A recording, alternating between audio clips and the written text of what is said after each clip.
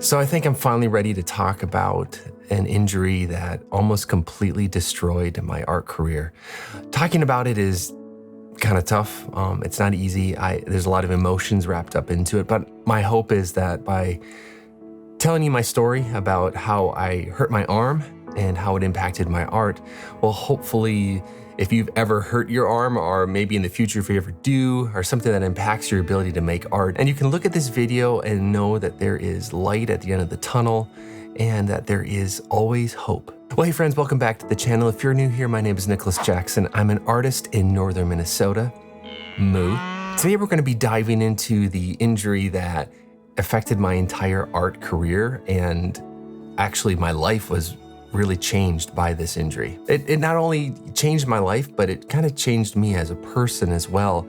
And this is something I feel like I got to talk about. You know, I've been processing probably for years how I was going to talk about this and how I was going to kind of unpack this injury and how I want to tell you about it. I'm sharing this with you in hopes that you can understand some of the things that artists go through, and that if you're going through these things yourself, that you are definitely not alone. And if you're here because you have had or are currently having an injury, whether that's acute or repetitive to your arm or to your hands or something that affects your art, know that you matter and that I understand, and that hopefully you can get through this together. And so today we're going to talk about my repetitive use injury that happened to my right arm over a kind of a lot of abuse of overdrawing, not taking enough breaks, that kind of thing, and how it basically almost ended my art career, and some ways that you can kind of avoid going down the same path. The injury resulted in numbness down my whole right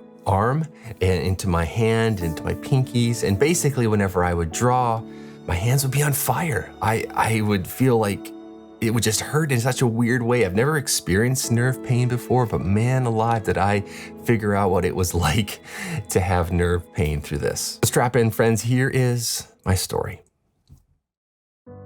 So this story starts back in 2017, maybe even a little bit before then. I was working as an illustrator part-time, and then at church as a worship director at part-time, and I was kind of burning the candle at both ends, so to speak, where I was working all day and all week and on weekends at the church, and then I would come home and illustrate and work on these projects.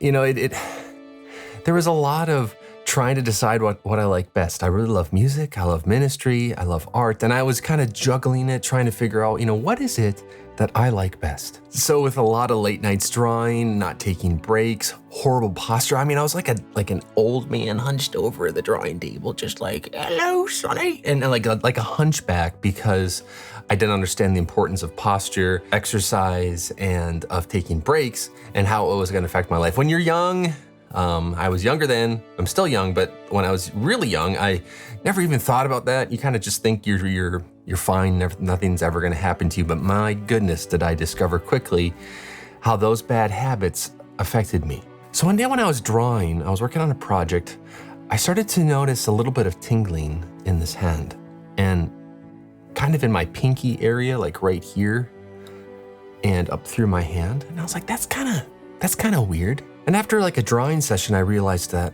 man, that not only is my pinky numb, but it's kind of hurting in my hand. And then I started to feel it kind of in my elbow. And I realized that there was kind of just some tingling there. And this tingling and numbness kind of ended up kind of going up and traveling up my whole arm. And when I would raise my hands above my head, they would go to sleep. And there's still a little bit of that even today after a lot of hard work. And it was just a really strange, weird feeling. I didn't really know what was going on, and I kind of just ignored it, which is never a good idea, to ignore your body. You know your body best, and when something's wrong, you probably should stop and figure out what's going on. After a while, I would end up having to take like extensive breaks. I would draw for 45 minutes and need to take a break. And then it became 30 minutes, and then became 15 minutes, and then all the way down to just a few minutes of drawing, and my hand would just be on fire. And I knew something was wrong. And so that's where I decided I need help. So I went in and saw my local doctor, and he's really helpful, and he gave me a referral to the specialist here in town.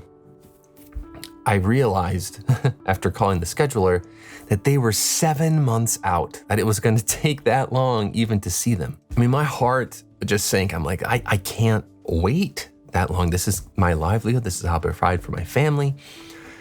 And kind of a miracle happened. I call her my angel, my guardian angel at the scheduling center, kind of figured out a way to get me in. And then a buddy of mine who has a close relationship with the doctor got me in. It was insane. I don't know how it happened, but we were able to quickly kind of start the diagnosis problem and get me the help that I needed. I went and saw a hand specialist. Her name's Joni. She was fantastic. She knew what was going on. She could tell right away just from my posture and my head forward and all that kind of stuff. She could tell what was happening and what needed to happen in order to get me going. And so we worked for months. She made me so many different contraptions to help me draw. She can make and mold things. She sews. It was really helpful. And we just realized eventually that there was just a major problem. And so they sent me over to Fargo and I saw a specialist. And after seeing the specialist, basically it was decided that the only way for this to stop was that I needed to take a break. I needed to stop the action because it was repetitive use. I needed to stop the action that was causing the numbness and pain. And the doctor looked at me and basically said, you know what, you're done drawing. And my heart absolutely just was crushed. It sank. And there was this little wonderful little bakery at desserts. And I went over there and I had a creme brulee and a latte, and I cried because I'm like, it's done. This love of art that I've been working on for years,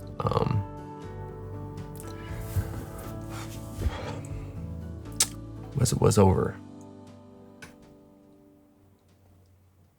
And there wasn't really anything that could be done.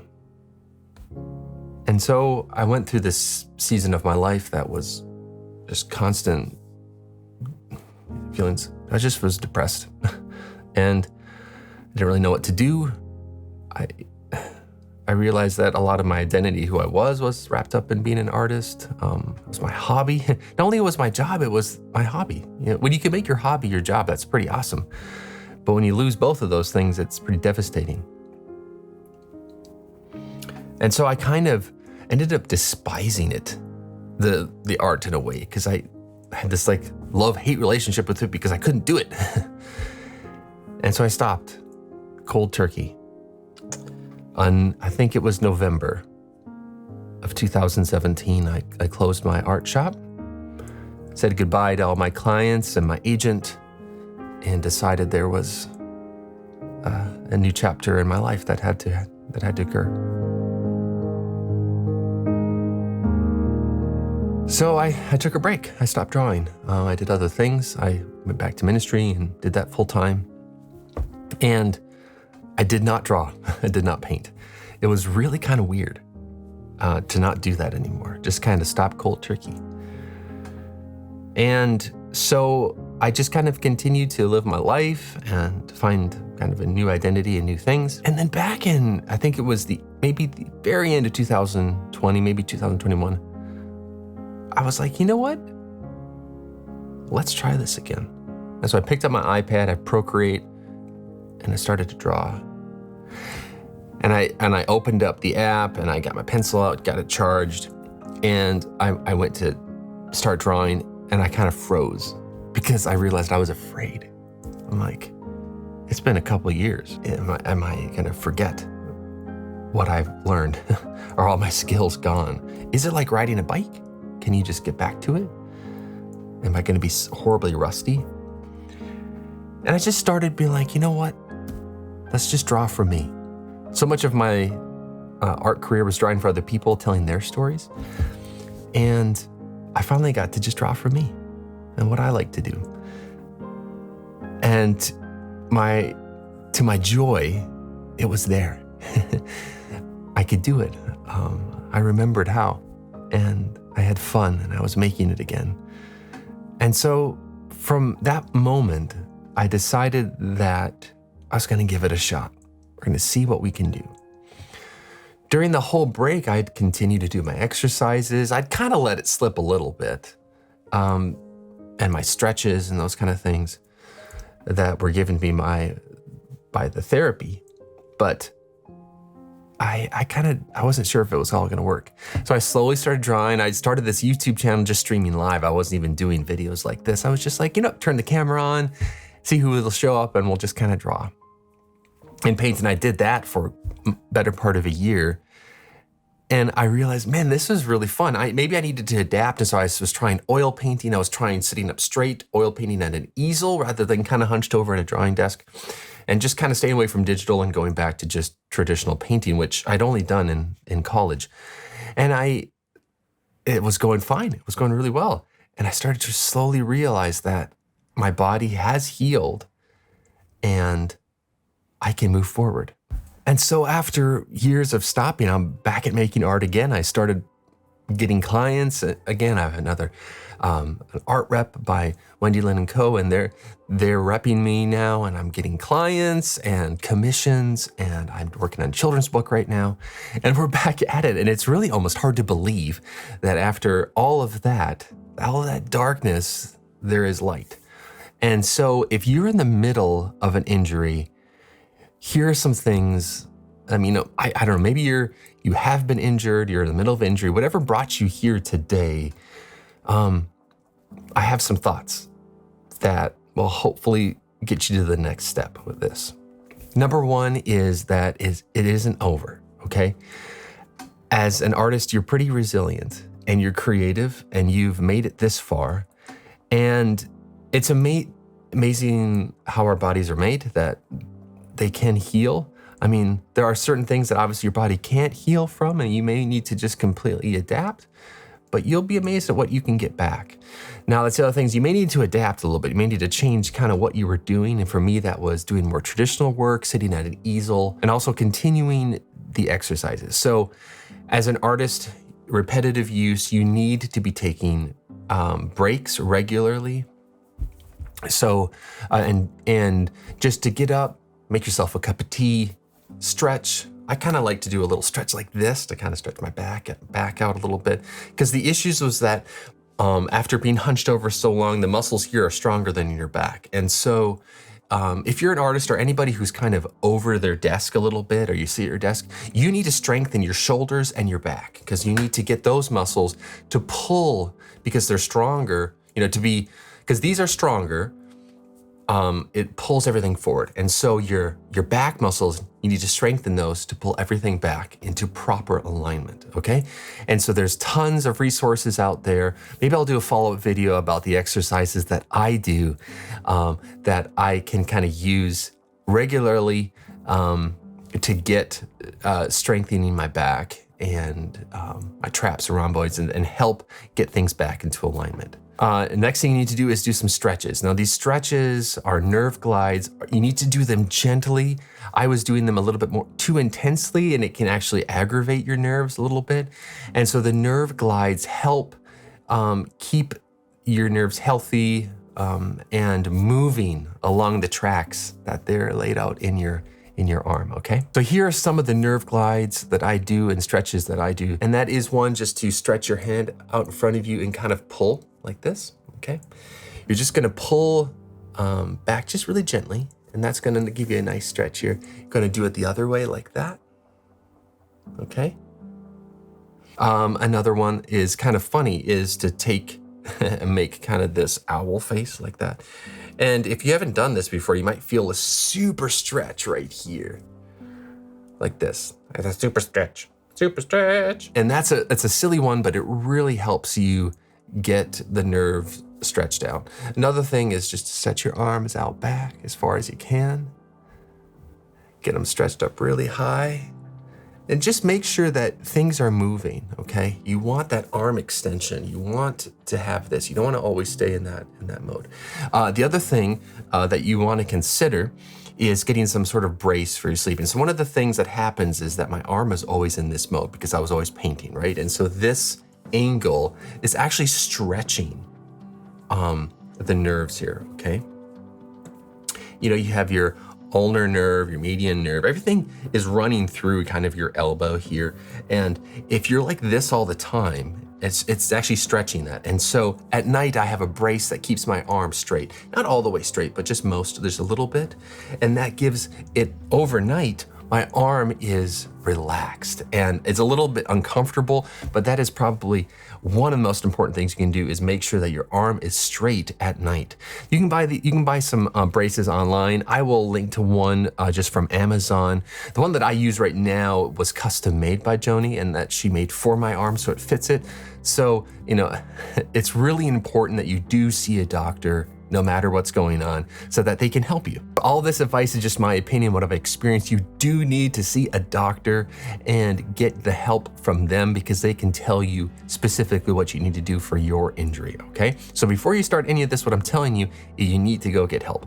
As far as exercises, I would get some bands, start doing some pulling, some rowing, where you can put it in the door and pull. You need to row or do some flies. You know, bend over and do some flies with some dumbbells. You need to be pulling those muscles and engaging those back muscles regularly. I do them multiple times a week, and that's helped me a lot to strengthen my back, okay? I still have a long ways to go. I mean, we're talking, 10 plus years of head forward and doing some nasty stuff to my body, but every little bit helps. Every little bit helps you get in the right direction, okay? That's what you can do. You can take breaks, you can stretch, and you can exercise your back regularly, okay? If you do those things, you're probably gonna see some improvement in your arm repetitive use injury, okay? So remember that you totally can get through this. Your art isn't over for you, but you need to let your body heal, and you need to allow yourself to adapt what you're doing that maybe isn't quite working for you. So don't let anyone stop you. Don't let yourself stop you. As an artist, we're constantly up against things, whether it's ourselves or things around us that are telling us we can't do it. Don't let that happen. You can do this. You can if you follow what your doctor's telling you and some of the tips that I've given you, you can get through this injury, okay? You can get back to making art. It's just probably gonna take some time. I'm sure as this channel progresses, I'll be telling more about my injury and how I've made it through, but I wanted to kind of give you an overview and leave you with the fact that you can get through this if you're in an art injury. And always remember that you are valuable and that you're loved. We'll see you next time.